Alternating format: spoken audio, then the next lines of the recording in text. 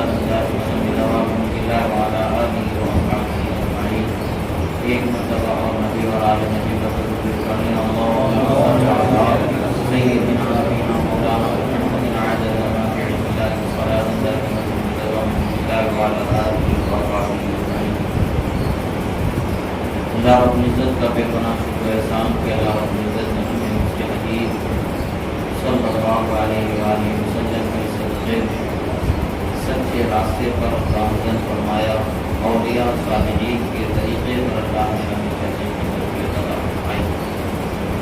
جو مسلک جو مذہب اللہ نے ہمیں عطا فرمایا، اللہ کا فضل ہی ہے جو اللہ نے ہمیں نعمت علماء سے مالا مال فرمایا۔ ایمان و عقیدے کی سلامتی کا مل جانا یہ بندے کے لیے دنیا کی سب سے بڑی کامیابی اور آخرت کی کامیابی کی سب سے بڑی ضمانت ہے۔ جس بندے کا ایمان و عقیدہ سلامت ہے، یہ وہی بندہ آخرت میں کامیاب ہونے والا ہوتا ہے۔ اللہ رب العزت کا دنیا کا نظام جو بنایا اس کا قاعدہ ہی الگ اور نرالا ہے۔ اس قاعدے کو ہم سمجھ نہیں سکتے، جان نہیں سکتے۔ ہاں، دنیا میں تعلیم کا ایک رواج ہے کہ اللہ تبارک و تعالیٰ کی مرضی سے رواج جاری ہے کہ قربانی کے ساتھ اس کو وابستہ کر دیا جاتا ہے۔ اب یہ مہینہ تو ذوالحجہ کا مہینہ ہے، جسے ہم قربانی کا مہینہ بھی کہتے ہیں۔ اس مہینے میں قربانیوں سے ہمارا بہت سارا تعلق ہے، اور یہ عظیم بات ہے کہ ہمارا سال کا آخری مہینہ بھی قربانی سے ہی متعلق ہے، اور سال کا پہلا مہینہ بھی قربانی سے متعلق ہے۔ یعنی محرم کے مہینے میں بھی آل رسول کی قربانیاں ہیں، اور قربانی ذوالحجہ کے مہینے میں بھی اصحاب رسول کی قربانیاں ہیں، اور پھر انسان کے اپنے مال و متا کی قربانی ہے۔ قربانی اللہ تعالیٰ کی بارگاہ میں اپنے قیمتی چیز کو پیش کرنا اور اس کا تقرب حاصل کرنا، اس کا قرب حاصل کرنے کا نام ہے۔ کبھی مال کے ذریعے قربانی پیش کرتا ہے بندہ اور اللہ تعالیٰ کا تقرب حاصل کر لیتا ہے، تو کبھی اپنی جان کا نذرانہ پیش کرتا ہے، قربانی پیش کرتا ہے اور اللہ تعالیٰ کا قرب حاصل کر لیتا ہے۔ کبھی مال و متا کے ذریعے قربانی حاصل کی جاتی ہے، کبھی جانور کو اللہ کی راہ میں ذبح کر کے قربانی حاصل کی جاتی ہے، کبھی خود کو اللہ کی راہ میں کٹا کر کے قربانی حاصل کی جاتی ہے، اور اللہ تعالیٰ کا قرب حاصل کیا جاتا ہے۔ یہ مہینہ جان و مال کی قربانی دونوں سے تعلق رکھنے والا مہینہ ہے۔ مال کی قربانی تو وہ ہے جو ہم جانوروں کی صورت میں اللہ تبارک و تعالیٰ کے قرب کے لیے قربان کرتے ہیں اور اللہ تعالیٰ کی رحمت کے خود کو حقدار بناتے ہیں، اور دوسری وہ عظیم قربانی ہے جو خلیفہ صدوق حضرت عثمان غنی ذو النورین رضی اللہ تعالیٰ عنہ کی شہادت اور قربانی کا مرحلہ ہے۔ اسلام کی مظلوم ترین شخصیتوں میں سے ایک ایسی مظلوم ترین شخصیت ہے جن پر بے پناہ ظلم کیے گئے، اور بے پناہ ظلم و ستم کے ساتھ انہیں شہادت تک کے موقع پر پہنچایا گیا، اور اللہ کی مرضی تھی کہ کیونکہ آپ کو شہید ہونا تھا، کہ اللہ تعالیٰ کا فیصلہ تھا کہ اس شہادت سے آپ کو گزر کے ہی اللہ نے آپ کے لیے جو ابدی سرمدی نعمتوں کو رکھا ہے، ان نعمتوں کو پانے کا موقع میسر آیا۔ ایک مرتبہ کا واقعہ ہے، اللہ کے رسول صلی اللہ تعالیٰ علیہ وسلم اپنے اصحاب کے ساتھ احد کے پہاڑ پر تشریف فرما ہیں۔ اللہ کے رسول صلی اللہ تعالیٰ علیہ وسلم کے تشریف فرما ہونا ہے، ساتھ میں کون ہیں؟ حضرت ابوبکر صدیق ہیں، حضرت عمر فاروق ہیں، حضرت عثمان غنی ذو النورین رضی اللہ تعالیٰ عنہ تشریف فرما ہیں۔ اچانک پہاڑ کے اندر ایسی حرکت پیدا ہوتی ہے جیسا گویا کہ زلزلہ سا آ گیا ہے، گویا کہ پہاڑ پر کھڑا رہا ہے اور کانپ رہا ہے اس عظیم قرب خداوندی کے شرف سے بہرور ہونے والے عظیم ہستیوں کے قرب سے گویا کہ مسرت میں وہ پہاڑ سن رہا ہے، مگر اللہ کے رسول صلی اللہ تعالی علیہ وسلم نے ٹھوکر اس پہاڑ کو لگائی اور فرمایا اے پہاڑ ساکن ہو جا، خاموش ٹھہر جا، ہلنا جلنا بند کر دے۔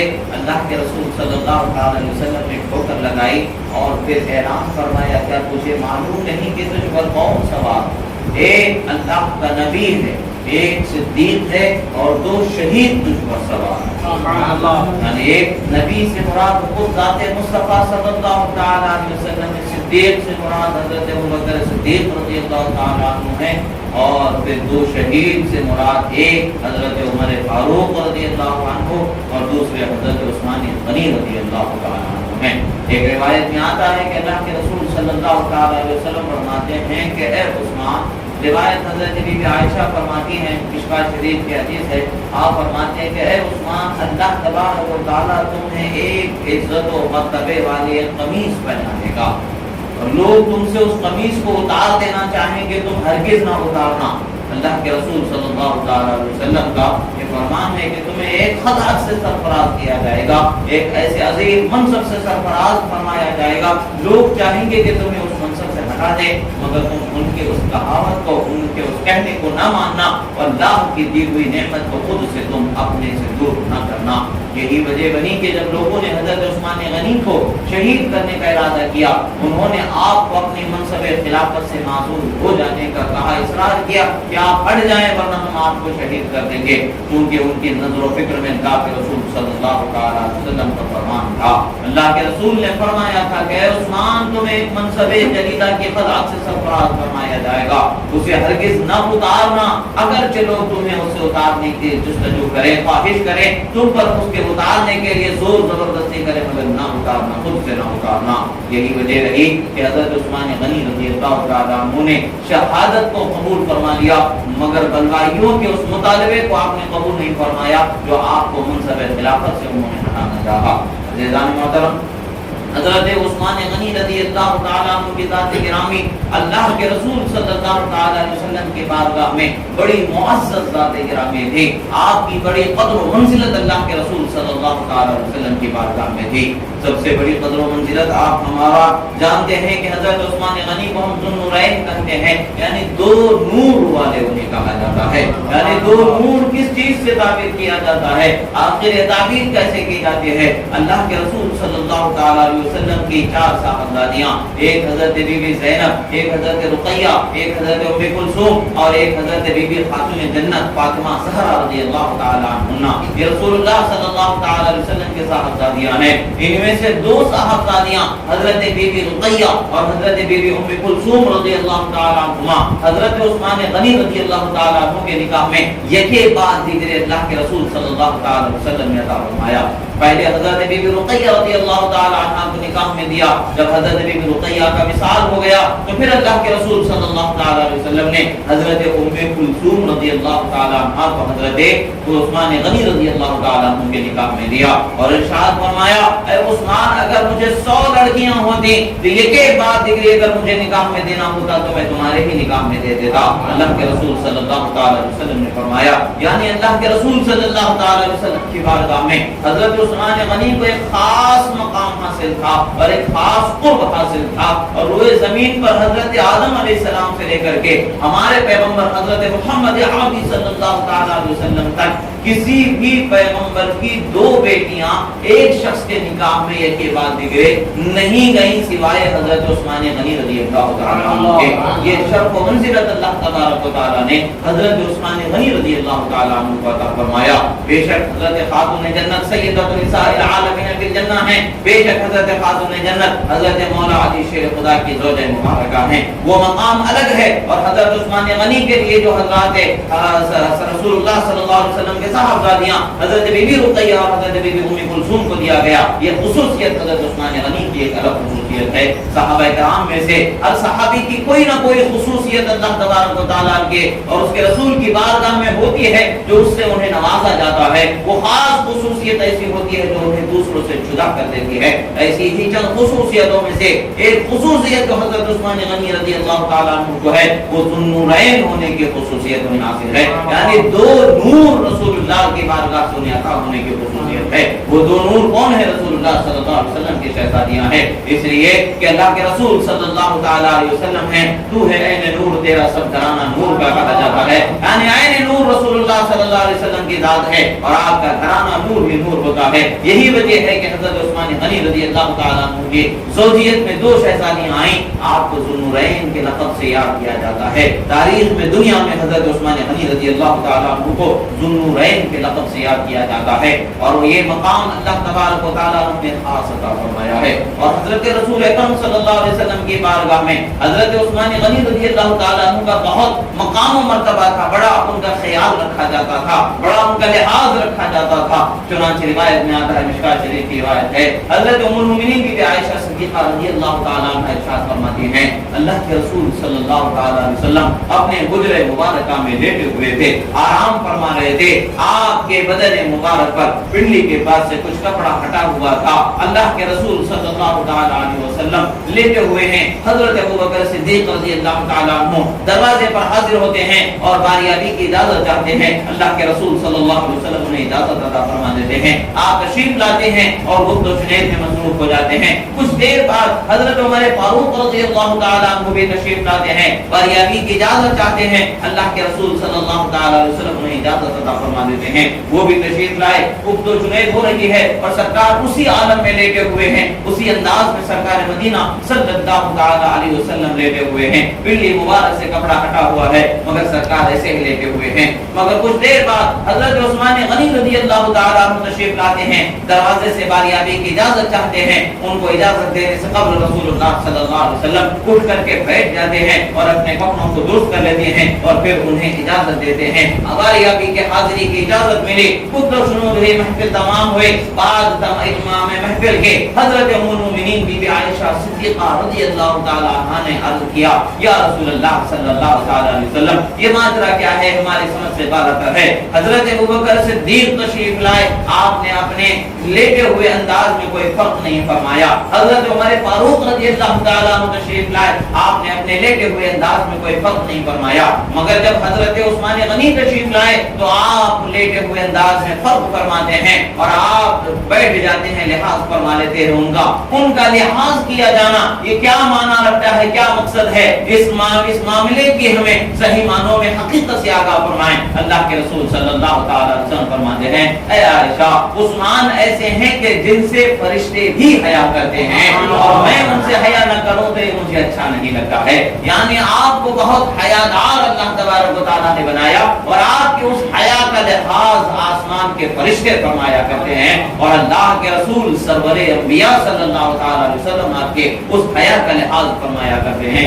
हजरत उस्मान गनी रज़ी अल्लाह तआला अन्हु की शान बड़ी अजीम शान अल्लाह तबारक व तआला की बारगाह से उन्हें अता हुई है। रसूलुल्लाह सल्लल्लाहु अलैहि वसल्लम की बारगाह में एक मर्तबा सहाबा कराम रिज़वानुल्लाहि अलैहिम अजमईन ने अर्ज किया, या रसूलुल्लाह, बड़े दिन हो गए हैं, काबे के तवाफ को निगाहें तरस रही हैं, काबे की तवाफ की दिल में चाहत हो रही है और सफा मरवा पर दौड़ना है, ज़मज़म के पानी से प्यास बुझाना है और ये हमें वहां गुजरना है, वहां जाना है।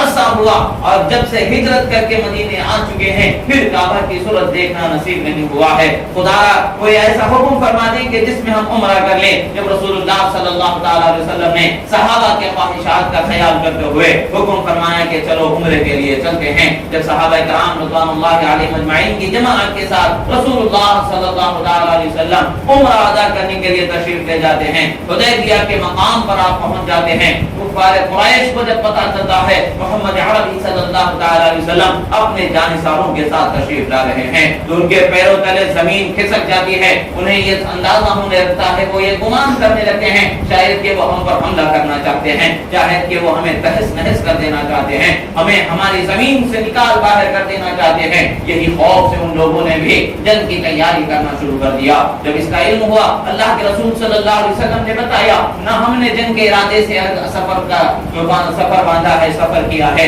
نہ تم سے لڑنا چاہتے ہیں, نہ تمہاری زمین سے ہم نکالنا چاہتے ہیں, بس فقط ہم صرف عمرہ ادا کرنا چاہتے ہیں, کعبۃ اللہ کا طواف و زیارت کرنا چاہتے ہیں, جو ارکان ہیں ارکان ادا کریں گے واپس ہم چلے جائیں گے, تم سے کوئی تعرض نہیں کیا جائے گا. مگر پھر بھی وہ لوگ مان نہیں رہے تھے. آخر کار حضرت عثمان غنی کی طرف لوگوں کی تجویز ہوئی کہ حضرت عثمان غنی کے اہل مکہ پر بہت سارے احسانات ہیں, ان احسانات کے بدلے ہو سکتا ہے کہ وہ حضرت عثمان غنی کی بات کو نہ ٹالتے ہوئے عمرے کی ہمیں اجازت دے دیں اور کوئی جھگڑا پریشانی نہ ہو, ہمیں عمرہ کرنا آسان ہو جائے. حضرت عثمان غنی رضی اللہ تعالیٰ عنہ کو بھیجا گیا. حضرت عثمان غنی جب جو بڑے بڑے وہاں کے سرداران تھے قریش کے, ان لوگوں سے ملاقات فرماتے ہیں اور ان سے عمرے کے متعلق سے تفصیلات بیان کرتے ہیں کہ میں اور میرے محبوب میرے آقا محمد عربی صلی اللہ علیہ وسلم اور ہمارے دوسرے ساتھی جن کے ارادے سے نہیں آئے ہیں, تم سے جھگڑا کرنا نہیں چاہتے ہیں, ہم تو بس فقط عمرہ ادا کر کے چلے جانا چاہتے ہیں. یہی وجہ ہے کہ تمہارے تعرض پر ہمیں تم سے سمجھا رہے ہیں, بات کو بتا رہے ہیں, خلاصہ کر رہے ہیں, ورنہ تو تلوار ہاتھ میں ہوتی تمہارے تعارض پر جواب ہوتا. مگر ہم تو لڑنے جھگڑنے کے لیے آئے ہی نہیں ہیں, تو ہم اپنے موقف کو تمہارے سامنے پیش کر رہے ہیں. وہ لوگ کہتے ہیں کہ عثمان تمہارے احسانات ہم پر بہت ہیں, تم چاہو تو عمرہ کر لو اور چلے جاؤ, مگر تمہارے ساتھیوں کو ہم آنے کی اجازت نہیں دیں گے, ہمیں خطرہ ہے. حضرت عثمان غنی رضی اللہ تعالیٰ عنہ نے فرمایا کہ میں میرے آقا میرے محبوب سرور انبیاء صلی اللہ علیہ وسلم کے بغیر عمرہ ہرگز نہیں کروں گا, اگرچہ مجھ میں میرے دل میں بے پناہ تمنا ہے کہ عمرہ کر کے چلا جاؤں. یہاں پر لوگوں کو اندازہ ہوا, لوگوں نے اپنے آپس میں گفتگو شروع کی, عثمان کی تو بڑی ہی قسمت ہے, وہ تو چلے گئے ہیں, اب وہ طواف وغیرہ کر لیں گے, جب وہاں تک پہنچ چکے ہیں تو انہیں ضرور کرنے دیا جائے گا. ان کے احسانات اہل مکہ پر بہت ہیں, ان احسانات کے بدلے میں انہیں طواف اور عمرہ کرنے کا موقع مل جائے گا, وہ تو ان سعادتوں سے مالا مال ہو جائیں گے, ہم تو محروم ہی رہیں گے. اللہ کے رسول صلی اللہ تعالی علیہ وسلم اپنے صحابہ کی تسلی کے لیے ارشاد فرمایا, اے میرے صحابہ, عثمان میرے بغیر ہرگز عمرہ نہیں کرنے والے. اللہ کے رسول صلی اللہ تعالی علیہ وسلم گویا کہ ان کے ہر جانثار کے دل کی حالتوں کو نگاہ نبوت سے دیکھ رہے ہیں. نبوت کی نگاہوں سے ان کے حالات قلبی کو اللہ تعالیٰ نے پوشیدہ نہیں رکھا ہے, بلکہ اللہ تعالیٰ نے ان کی کیفیات کو ان کے سامنے ظاہر فرما دیا ہے. یہی وجہ ہے کہ ہم غلامان مصطفیٰ عرض کرتے ہیں, اور کوئی غیر کیا, تم سے نہاں ہوں بھلا جب نہ خدا ہی چھپا تم پہ کروڑوں درود. یعنی کوئی غیب کیسے باقی رہ جائے جب رب تعالیٰ نے اپنے جلوے جہاں زیبا سے آپ کو سعادتیں عطا فرما دیا ہے, شب معراج اپنے دیدار سے آپ کو اللہ تبارک و تعالیٰ نے مالا مال فرما دیا ہے, یہ نعمت عظمیٰ سے جب عطا فرما دیا گیا ہے. غیب کی اصل غیب جو اللہ تعالیٰ کی ذات ہے, اس سے جب اللہ تعالیٰ نے آپ کو اس کا دیدار عطا فرما دیا ہے, تو پھر اور دوسرے غیب کیا پوشیدہ رہ سکتے ہیں. ہاں یہی ہے کہ اللہ کے کرم سے ہی ہوتا ہے, بذات خود وہ چیز نہیں ہوتی ہے, بلکہ اللہ کی عطا ہی سے انبیاء کرام کو غیب کا علم ہوتا ہے. حالات اور قواعد کو ان کے سامنے ظاہر کر دیا جاتا ہے. الغرض اللہ کے رسول کا وہاں پر فرمان ہوا, اور کچھ دیر کے بعد یہ خبر مشہور ہوئی کہ لوگوں نے حضرت عثمان کو شاعر کے قتل کر دیا ہے. لوگوں کے اندر غم و غصہ بیدار ہونے لگا. سب لوگوں نے رسول اللہ صلی اللہ علیہ وسلم کی بارگاہ میں آ کر کے عرض کیا, اگر عثمان کو انہوں نے قتل کر دیا ہے تو ہم سب ضرور بدلا لیں گے, ہم سب ضرور ان کا بدلا لیے بغیر یہاں سے واپس نہیں جائیں گے. تو سب لوگوں نے رسول اللہ صلی اللہ علیہ وسلم کے دست مبارک پر بیعت فرمائی. اللہ کے رسول صلی اللہ تعالی علیہ وسلم نے ہر ایک سے بیعت لی, اور آخر میں رسول اللہ صلی اللہ علیہ وسلم نے اپنے سیدھے ہاتھ پر اپنا بایاں ہاتھ رکھ کر کے فرمایا کہ یہ عثمان کا ہاتھ ہے جو یہ بیعت فرما رہے ہیں. عثمان غنی رضی اللہ تعالی عنہ کے حق میں بھی بیعت فرمائی. یعنی اللہ کے رسول صلی اللہ تعالی علیہ وسلم یہ جانتے تھے کہ حضرت عثمان غنی باحیات ہیں, یہ بھی جانتے تھے کہ وہ عمرہ نہیں کرنے والے ہیں, کیونکہ ان کے بغیر وہ عمرہ نہیں نہیں کرنے والے ہیں. جب حضرت عثمان غنی واپس وہاں پر بارگاہ رسالت میں حاضر ہوئے, لوگوں نے پوچھا کہ آپ نے عمرہ فرمایا؟ انہوں نے کہا کہ ہرگز نہیں, میں رسول اللہ کے بغیر عمرہ نہیں کرنے والا تھا, حالانکہ مجھے کہا گیا, میں نے انکار کر دیا. رسول اللہ کا بیان سچا ہو گیا. رسول اللہ نے ان کی طرف سے اپنے بائیں ہاتھ کو دائیں ہاتھ پر رکھ کر کے بیعت فرمائی, گویا کہ اعلان فرما دیا کہ عثمان زندہ ہیں اور عثمان واپس ہمارے پاس لوٹائے جائیں گے. اللہ کے رسول صلی اللہ علیہ وسلم کے جانثار صحابہ کی شان یہ الگ ہوتی ہے. اللہ کے رسول صلی اللہ علیہ وسلم نے ان کے متعلق سے جو چیزیں بتائی وہ چیزیں وہاں پر پوری ہوتی چلی گئیں. ایسے ہی جیش العسرہ کے نام سے ایک لشکر کی تیاری اس نام سے مشہور ہے. شریعت میں حدیث کی اور سیرت کی تاریخ کی کتابوں میں اس کی تفصیلات ملتی ہے. اس کا ایک واقعہ جو مشکاہ شریف میں ذکر کیا گیا ہے, جنگ تبوک کے لیے جو لشکر کی تیاری کی جا رہی تھی, اس لشکر کی تیاری کا کیا ماجرا تھا. اللہ کے رسول صلی اللہ تعالی علیہ وسلم نے صحابہ کرام رضوان اللہ علیہم اجمعین کے درمیان جنگ کے لیے ترغیب دلا رہے ہیں, اور اس کے لیے کوئی سامان نہیں, نہ تلواریں ہیں, نہ ڈھالے ہیں, نہ گھوڑے ہیں, نہ اونٹ ہیں, نہ سواری کے لیے گھوڑا ہے تو زین نہیں, زین ہے تو گھوڑا نہیں ہے, اونٹ ہے تو اونٹ کا کجاوا نہیں. یہ ساری چیزیں جو ضروریات میں سے ہیں, جس کے بغیر کوئی بھی جنگ ہو ہی نہیں سکتی ہے, یہ ساری چیزوں کی ضرورت تھی. اللہ کے رسول صلی اللہ تعالی علیہ وسلم نے جب صحابہ کرام کے سامنے یہ باتیں رکھی کہ یہ حالت ہے ہمارے پاس کچھ بھی نہیں ہے, تو حضرت عثمان غنی رضی اللہ تعالیٰ عنہ کھڑے ہوتے ہیں, بارگاہ رسالت میں عرض کرتے ہیں, یا رسول اللہ صلی اللہ علیہ وسلم, 100 اونٹ اس کے تمام لوازمات کے ساتھ میں اپنی طرف سے آپ کی خدمت میں پیش کروں. اللہ کے رسول صلی اللہ تعالی علیہ وسلم نے اور ترغیب دلائی. حضرت عثمان غنی رضی اللہ تعالی عنہ پھر کھڑے ہوتے ہیں, پھر ارشاد فرماتے ہیں, یا رسول اللہ, میں 200 اونٹ اس کے تمام لوازمات کے ساتھ میں آپ کے سامنے پیش کروں گا.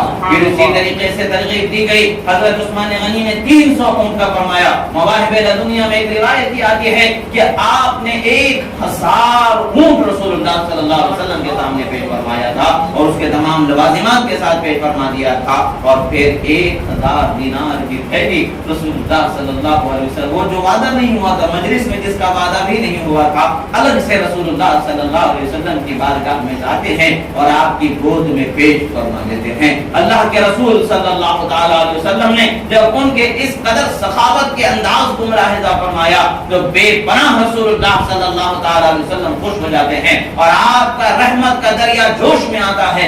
آپ ارشاد فرماتے ہیں, اے عثمان, آج کے بعد تمہیں اب کوئی عمل تمہارا نقصان نہیں پہنچانے والا ہے, آج کے بعد تمہارے کسی عمل سے تمہارا مواخذہ نہیں ہونے والا ہے. اللہ تعالیٰ تمہارے لیے اس عمل کو کافی فرما دیا ہے, اب تمہارے لیے کوئی نقصان کا مرحلہ نہیں ہے, کوئی نقصان کی بات نہیں ہے. اللہ کے رسول صلی اللہ تعالی علیہ وسلم نے گویا کہ انہیں بتا دیا, بتقاضۂ بشری اگرچہ پھر فرض آپ سے اس کے بعد کوئی معاملات سرزد ہو بھی جائیں, پھر بھی اللہ تعالیٰ اس پر رحم فرمائے گا, درگزر فرما دے گا, اس پر آپ کا مواخذہ نہیں ہوگا. کیوں؟ کیونکہ آپ نے جیش العسرہ کے لیے جو قربانی مال کی پیش فرمانی ہے, اس مال کی قربانی کے عوض اللہ کے رسول خوش ہو گئے ہیں, اور اللہ کے رسول کے اختیار سے اللہ کے رسول نے انہیں بے نیاز فرما دیا ہے, انہیں آگے کے معاملات سے غنی کر دیا ہے. یعنی اب جو بھی کرو گے تمہارے لیے کوئی نقصان کا معاملہ نہیں ہے. بسا اوقات اللہ کے کچھ محبوب بندے ایسے بھی ہوتے ہیں کہ ان کا کوئی عمل اللہ کے رسول کی بارگاہ میں اتنا مقبول ہو جاتا ہے, اتنا مقبول ہو جاتا ہے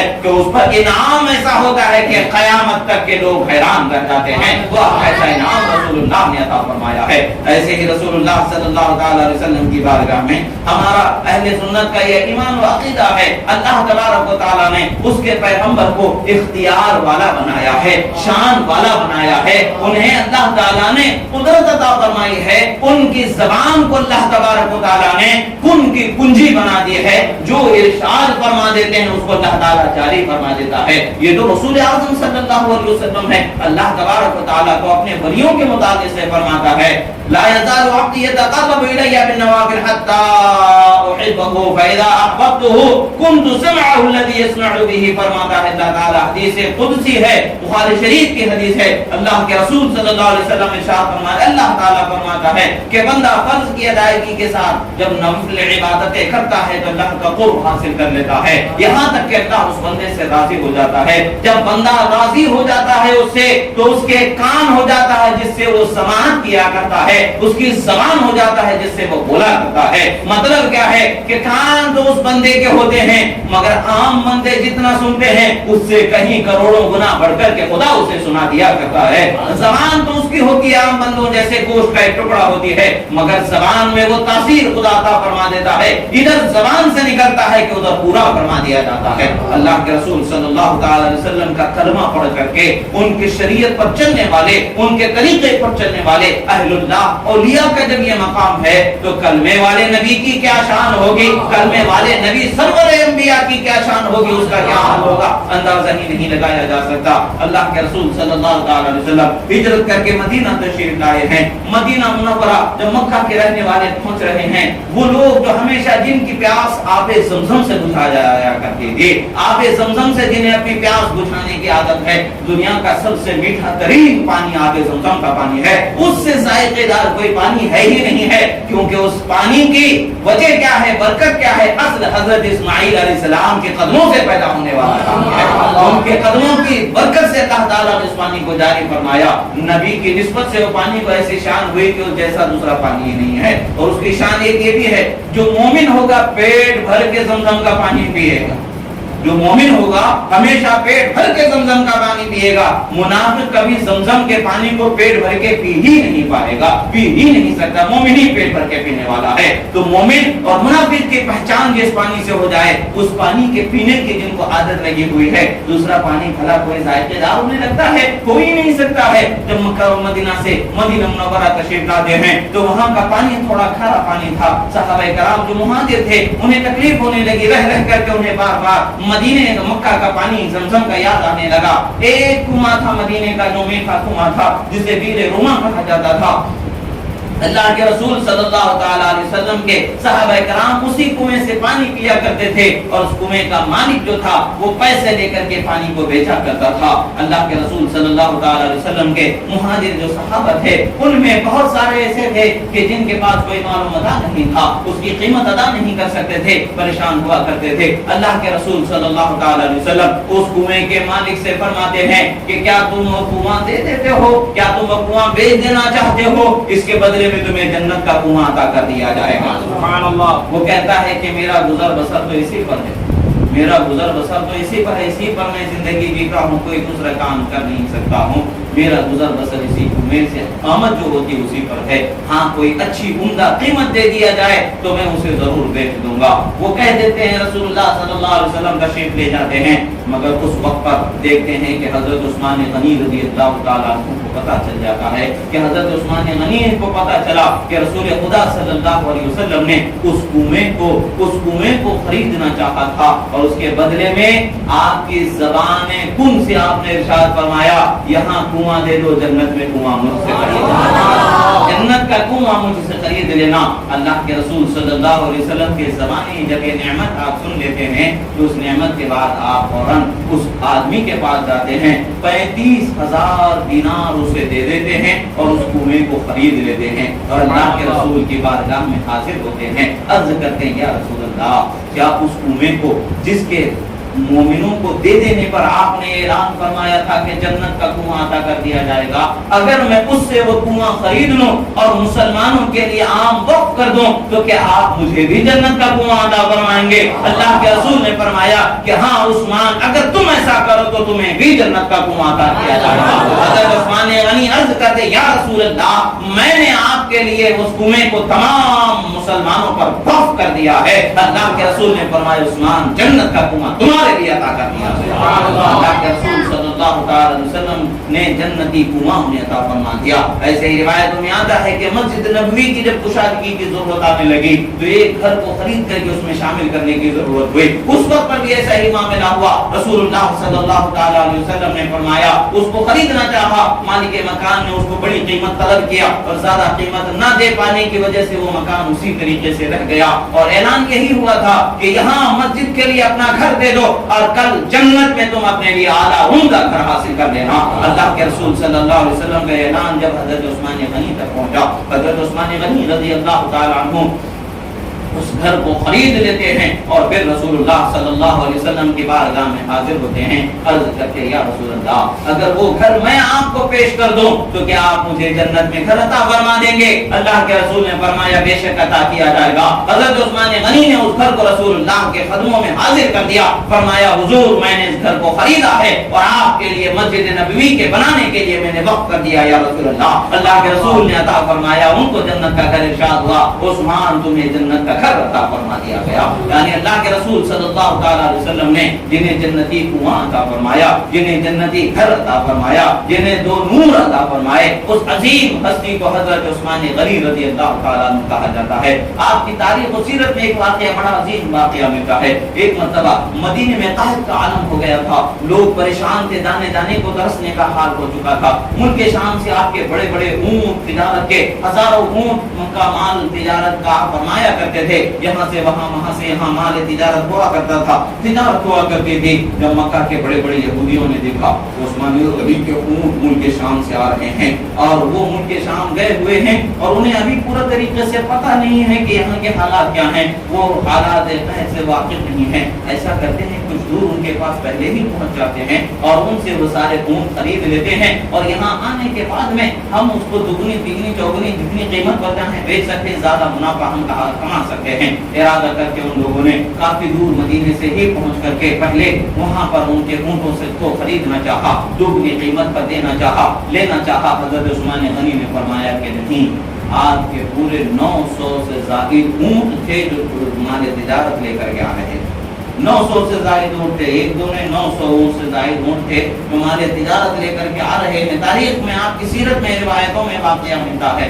حضرت عثمان غنی نے فرمایا کہ نہیں دیں گے، دوگنی قیمت پر طلب کیا گیا، نہیں دیا گیا، تین گنی قیمت پر طلب کیا گیا، نہیں دیا گیا، چوگنی قیمت پر طلب کیا گیا، نہیں دیا گیا۔